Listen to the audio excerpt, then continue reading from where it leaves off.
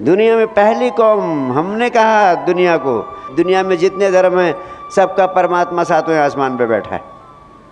लेकिन जगत गुरु हमको कहा गया क्योंकि हम पहले लोग हैं दुनिया में जिसने कहा कस्तूरी कुंडल बसत, परमात्मा तो तुम्हारे भीतर ही बैठा हुआ है। और हमने बताया कि उस परमात्मा को जो तुम्हारे भीतर ही बैठा हुआ है उसको अनुभव करने का, उसको साक्षात करने का, उसको उपलब्ध करने का उपाय भी है। और हमने कहा उपाय है be in state of total relaxation, समग्र विश्राम की अवस्था में हो जाओ।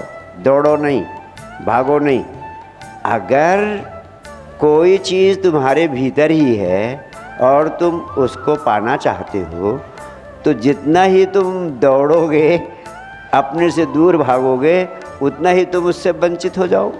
कोई चीज़ दूर पड़ी है उसको पाना है तब तो जितना चलोगे चलो उसके नज़दीक जाओगे, लेकिन जो तुम्हारे भीतर ही पड़ी हुई है उससे तुम अपना संबंध जोड़ना चाहते हो तो जहाँ तुम हो वहाँ से जितना दूर भागोगे उतना ही उससे दूर चले जाओगे, उतना ही तुम भटक जाओगे, उतना ही तुम्हारा उसे पाना, उसके साथ होना असंभव हो जाएगा। इसीलिए तो तुम्हें मिलता नहीं है वो।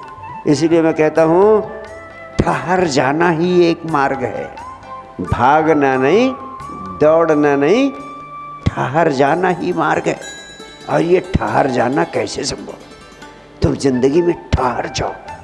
Nowhere to go but in, ठहर जाने के अलावा, भीतर जाने के अलावा उसे पाने का कोई रास्ता नहीं है। इसीलिए जिसने जाना उस सब ने कहा नोवेयर टू गो, कहीं जाना नहीं है, कहीं दौड़ना नहीं है, कहीं भागना नहीं है, कहीं खोजना नहीं है, सिर्फ जहाँ हो वहीं ठहर जाने की कला सीखनी है।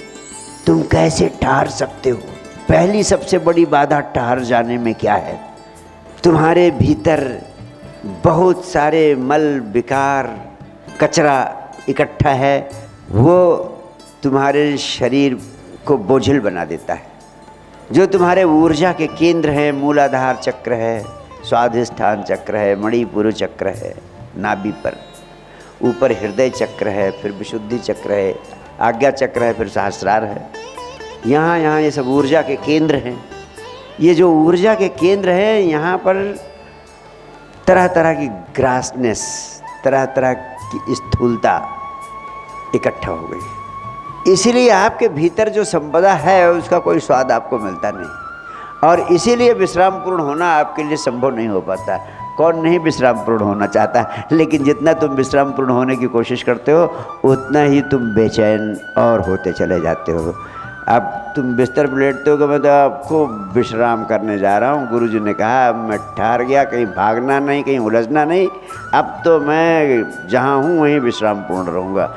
अब आप चाहते हो कि विश्रामपूर्ण हो जाओ, लेकिन इस तरह के नकारात्मक विचार, उस तरह के नकारात्मक विचार, ऐसी नेगेटिव चीज़ें जो अब तक हुई हैं, वो नेगेटिव चीज़ें जो हो सकती हैं, उनकी कल्पनाएं और अतीत की नकारात्मक चीज़ों की स्मृतियाँ, ये दोनों मिलकर इतना ज़्यादा आंधी तूफान उपद्रव खड़ा कर देती हैं कि तुम्हारा ठहर जाना, शांत हो पाना, विश्रामपूर्ण हो पाना मुश्किल ही नहीं असंभव हो जाता है। चाह के भी नहीं हो सकते हो।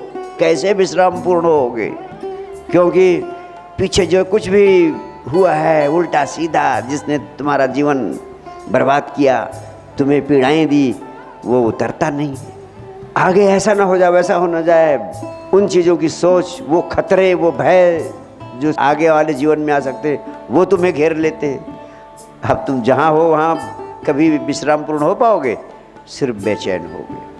तो ज़रूरी है कि ये जो नकारात्मकता तुम्हारे भीतर इकट्ठा है, पहले इस नकारात्मकता को दूर करो।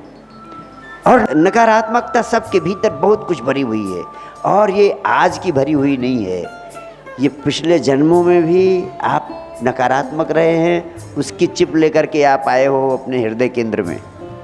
और जब से पैदा हुए हो तब से तरह तरह के भय, ऐसा करोगे तो पाप हो जाएगा, ये अनैतिकता हो जाएगी, ऐसा नहीं करना चाहिए। और आप सोचते हो कि आपने ज़्यादातर वही चीज़ें की हैं जो पाप हो गई होंगी, जो अनैतिक हो गई होंगी। जो मना किया गया था वही आपने किया है। और बुद्ध, कृष्ण, क्राइस्ट सबने कहा कि जो जो मना किया जाता रहा है वही हम लोगों ने खूब किया अपनी ज़िंदगी में। तो तुमने भी किया होगा, इसलिए संकोच करने की, शर्माने की बात नहीं है। तुम भी किए होगे। तो वो सब भी नकारात्मकता की गांठ बन जाती है। तरह तरह के भय, वो भी नकारात्मक बन जाते हैं। इतनी सारी नकारात्मकता का पुलिंदा तुम्हारे भीतर भरा है, तुम कैसे विश्राम पूर्ण हो सकते हो? इसलिए 2-3 बातें मैं आपसे कहना चाहता हूँ।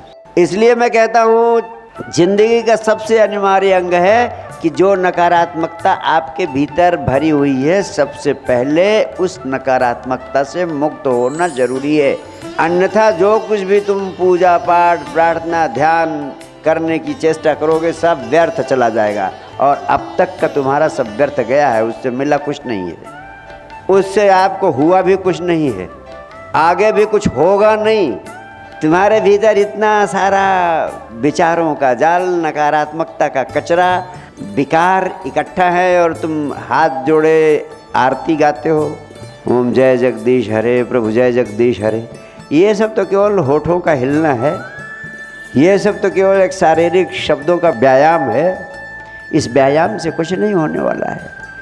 अगर ये जो नकारात्मकता का कचरा तुम्हारे भीतर भरा हुआ है, इस कचरे को बाहर कर दो तो तुम्हारे चेहरे में आनंद की वो आभा पैदा होगी कि जो तुम्हारे तरफ देख लेगा उसकी पूजा हो जाएगी। तुम्हें तो पूजा करने की ज़रूरत नहीं, तुम्हारे चेहरे को देख लेगा उसकी पूजा हो जाएगी, उसकी प्रार्थना हो जाएगी। क्यों तुम सिद्धों, संतों, संबुद्धों को, सद्गुरुओं का दर्शन करने के लिए जाते हो? क्यों इतना बड़ा विज्ञान भारतवर्ष की धरती पर पैदा हुआ सिद्धों, संतों, सद्गुरुओं का दर्शन करने का? उसके पीछे यही तो राज है कि कहीं एक आनंद की किरण, आनंद की आभा सद्गुरु के रूप में, संत के रूप में उपलब्ध होती है। जब तुम उसके आभा मंडल के निकट जाते हो तो तुम्हारे विकार कुछ क्षणों के लिए तुमसे दूर हो जाते हैं।